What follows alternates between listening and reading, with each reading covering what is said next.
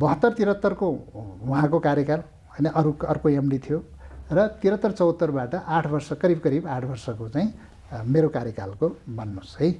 अब त्यसमा चाहिँ हामीले करिब 82 अरब चाहिँ नाफा टोटल सञ्चित नाफा गरेका छौँ। त्यसमा 35 अरब पहिलाकै सञ्चित घाटा थियो, त्यसलाई माइनस गऱ्यौँ र यो 47 अरब जति 46-47 अरबमा गर्दाखेरि 82 अरब जति हाम्रो 81-82 अरब चाहिँ नाफा भयो। त्यो त कसैले नो भन्न सकेको छैन। कसरी भन्छ र हामीले सञ्चित घाटालाई पनि माइनस गऱ्यौँ र प्लस पनि गऱ्यौँ। यो 81-82 अरब चाहिँ हाम्रो नाफा हो। अब यो नाफा त नाफै हो।